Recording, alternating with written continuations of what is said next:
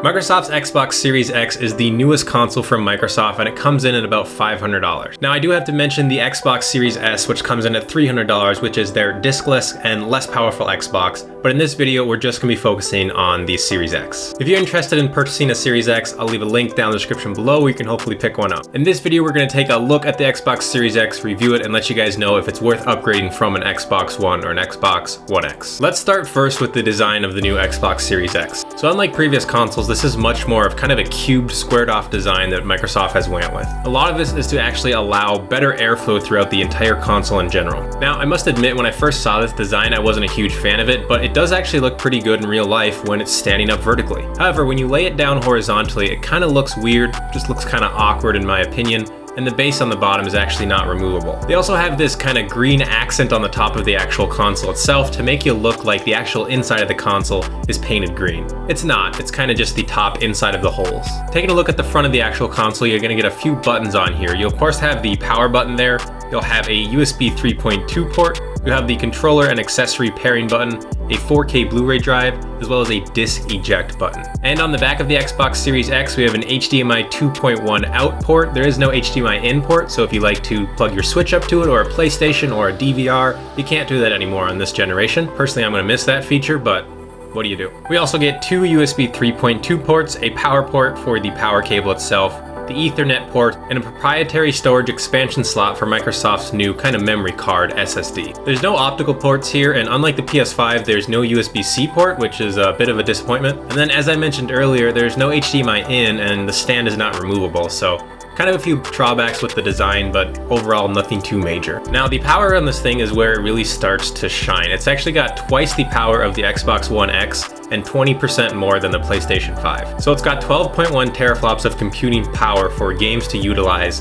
when you're playing. In addition to that, not only will 60 FPS pretty much be standard now across whatever game you're playing, 4K 60 FPS at HDR is now a potential. You can even go up to 120 frames per second on certain games that are optimized for it, and ray tracing will be built into a variety of games that are, again, optimized for the Xbox Series X. Let's stop here and talk about something though. You have to make sure you have a TV that's capable of these features. If you don't have a TV that's capable of 120 Hz, which would get you 120 frames per second, or even 60 Hz, which would be 60 frames per second, then you're not even going to notice these new features on the Xbox Series X. In addition to that, with HDR becoming a much more mainstream thing with games and pretty much becoming a standard when games are released, you have to have an HDR TV that can display HDR content. Now we also don't have hard disk drives in here anymore. The Xbox Series X comes standard with a 1 terabyte nVME SSD. What does that mean? So SSD is a solid state drive, which basically just allows for much faster loading times, pretty much faster across the board, whatever you're gonna be doing on the Xbox Series X. So in summary, the power in this thing, it's an absolute beast. It's gonna destroy pretty much whatever game you throw at it. It's gonna run it great and it's gonna look great. But the key here is that you have to have a TV that supports a lot of these new features that the Xbox Series X offers. If you don't have 4K, if you don't have HDR, or if you don't have a TV that's even capable of displaying 60 frames per second or 120 frames per second, the Xbox Series X might not be the best option for you. If you have an older TV that's still only 1080p and maybe still can only display 30 frames per second,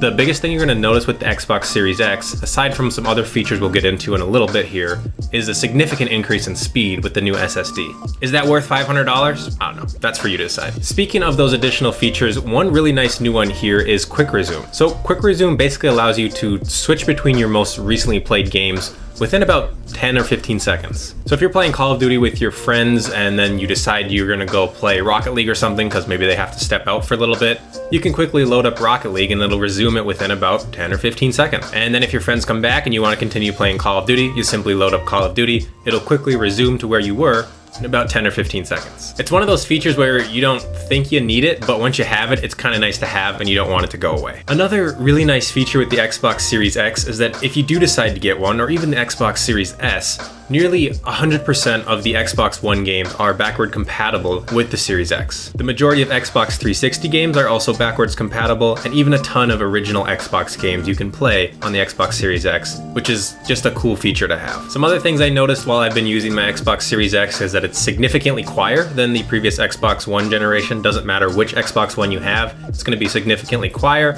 due to the new airflow design as well as the SSDs. It does run cooler, and of course it does try to support games natively at 4K 60 frames per second, like we were talking about earlier. So what's kind of the verdict here? Should you upgrade from your Xbox One or your Xbox One X to a $500 new Xbox Series X? Here's how I'll put it as someone who has seen both Call of Duty, Cyberpunk, and a variety of games both running on the Xbox One X as well as the new Series X. On the Series X, things are going to look prettier and run a bit smoother. It's also going to run significantly quicker, but aside from that, you're not going to notice this gigantic graphical performance jump, I guess you could say, compared to the Xbox 360 and going to an Xbox One. The biggest thing you're going to notice by getting an Xbox Series X is smoother frame rates and quicker loading time. And if you have a TV that supports all the new features, you'll notice much better graphics in that sense. But if you don't have that TV, which a lot of people don't, you're not going to notice a huge graphical jump. So should you buy one? I would say if you have a 4K TV or a TV that's capable of 60 frames per second, or even a TV that just has HDR, this one's going to be a nice upgrade for you. If you do not have a 4K TV, if you do not have a TV that's capable of HDR, or if you don't have a TV that's capable of even 60 frames or 120 frames per second, the only thing you're going to notice is a bit quicker loading times and things running probably a little smoother. So let me know down below, are you going to be getting an Xbox Series X? And if you are, I would love to know what your TV is capable. Do you have a 4K TV? Do you have a 1080p TV? Let me know down in the comments below, and let me know if you're going to be getting a new Xbox Series X. Other than that, guys, thanks for watching this video. Again, if you're interested in buying an Xbox Series X, the link is down in the description below. Otherwise, have a great rest of your day.